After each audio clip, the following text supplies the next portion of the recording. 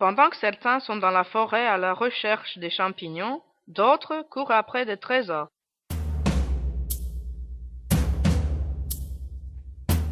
Laura, la saison de la chasse est ouverte.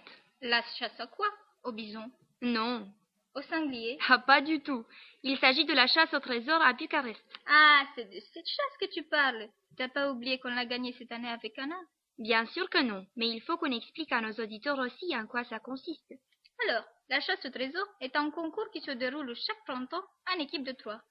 Les chasseurs doivent chercher des endroits francophones à Bucarest, comme des restaurants, des musées, des expositions, des institutions.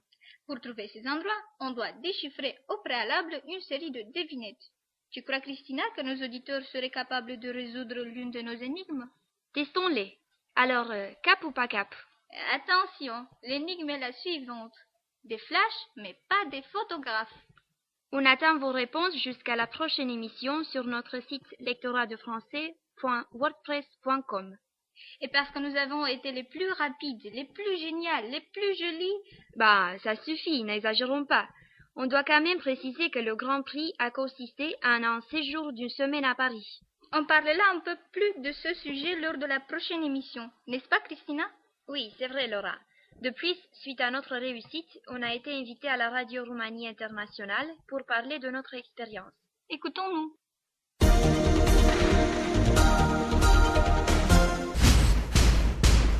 Parole jeune.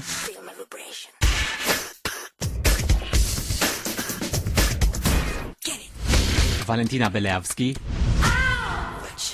Bonjour à toutes et à tous. Chers amis, aujourd'hui nous irons à la chasse. Vous n'aurez besoin ni de fusil ni de casquette car c'est une chasse au trésor francophone destinée aux étudiants de Bucarest avec une surprise pour les participants et pour RRI. Nous allons la découvrir dans les minutes suivantes. Merci d'être avec nous. Parole jeune. Fin avril, pour la 6e année consécutive, les lecteurs français de l'Académie d'études économiques et de l'Université Polytechnique ainsi que l'équipe du Collège juridique de Bucarest et le lectorat de français de l'Université de Bucarest ont organisé un concours interuniversitaire à Bucarest. La chasse au trésor francophone. Objectif, trouver les principaux endroits francophones ou francophiles de la capitale roumaine. Et maintenant, j'ai invité dans le studio les gagnantes de l'édition 2011 de la chasse au trésor francophone, 3 étudiantes en première année à la faculté de langues étrangères de l'Université de Bucarest. Bonjour les filles, je vous prie de vous présenter tout d'abord. Je m'appelle Anna Maria Bodgros, je suis étudiante à l'Université de Bucarest, faculté de langues et littératures étrangères, français et anglais. Bonjour, je suis Christina Coucou. J'étudie à la même faculté que Anna, mais ma spécialité est français et allemand. Bonjour, je m'appelle Laura Stan et j'étudie la même faculté que les filles, mais j'ai comme spécialité français-portugais. Aujourd'hui, nous sommes là pour parler de la chasse au trésor francophone. Est-ce que vous voulez expliquer un peu pour nos auditeurs qu'est-ce que la chasse au trésor? La chasse au trésor, c'est une compétition très intéressante. C'est pourquoi nous avons participé, parce qu'on a vu l'affiche et on a pensé que ça c'est très intéressant de chercher des lieux francophones à Bucarest et amusant en même temps. Et c'est quelque chose qu'on n'a jamais fait. Et nous nous sentons déjà des chasseurs. Voilà. Alors, quels sont les endroits que vous avez dû découvrir cette année? On a eu 7 endroits et les indices ont été bien difficiles. On s'est préparé un peu avant. On a cherché sur Internet des endroits possibles. On savait en fait qu'un des endroits serait le Musée national d'art parce que tous les années, c'était les musées. L'endroit que j'ai trouvé le plus amusant a été Belou. Le cimetière Belou. Oui. Un cimetière célèbre de la capitale roumaine de Bucarest. Exactement. L'indice a été « Nous y mangeons paisiblement des pissenlits par la racine ».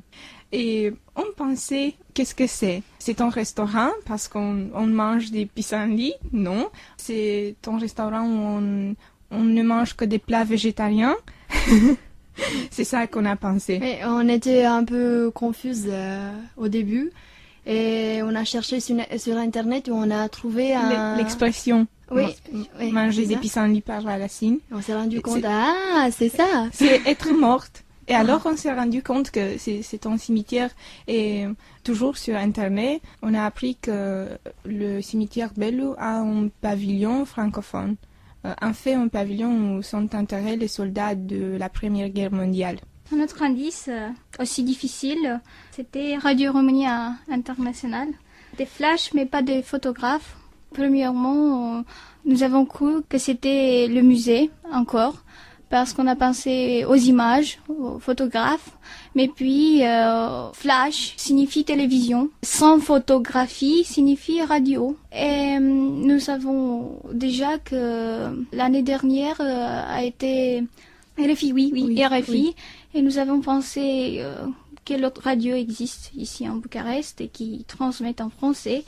Et nous savons que Radio Roumanie Internationale transmet aussi en français et en anglais.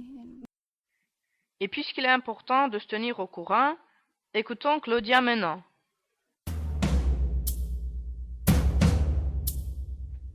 Les scientifiques nippons nous épateront toujours. Est-ce que vous connaissez leur dernière invention? Ce sont les robots humanoïdes capables de réfléchir avant d'agir, donc de raisonner en quelque sorte à la manière d'un être humain, grâce au programme SOIN, réseau neuronal incrémental auto-organisé. On doit cette invention au professeur Osamu Hasegawa et à son équipe. Ensemble, ils ont développé un programme qui permet à ces robots humanoïdes d'analyser leur environnement, de réfléchir aux problèmes qui leur sont posés et d'agir en conséquence. Le professeur Hasegawa affirme que la plupart des robots existants sont capables d'exécuter des tâches préprogrammées, mais ils savent encore peu de choses sur le monde réel où nous, les humains, évoluons.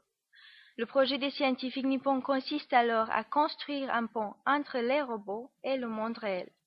Le robot, tel que l'imagine le professeur Hasegawa, sera capable de reproduire des gestes de façon autonome dans diverses circonstances. Il pourra aussi se connecter directement sur Internet, assimiler de nouvelles connaissances et les exploiter par la suite. Si vous souhaitez, par exemple, que votre robot vous apporte de la moutarde à votre table pour le repas, il pourra alors effectuer une requête sur un moteur de recherche sur le web en demandant des images de pots de moutarde, ce qui lui permettra ensuite d'identifier l'objet dans la cuisine. Mais il faut être vigilant quant à leur apprentissage, car avec de tels niveaux d'autonomie et d'intelligence artificielle, la machine pourrait bien un jour se retourner contre l'homme. Si on peut apprendre à des robots comment réaliser des tâches quotidiennes, on pourrait tout aussi bien leur apprendre à faire la guerre dans un futur plus ou moins proche. Alors, Terminator, Matrix ou Transformers, la réalité rattrape souvent la fiction.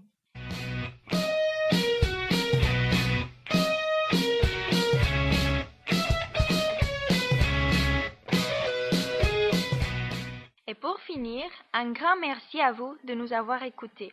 Rendez-vous à la prochaine émission.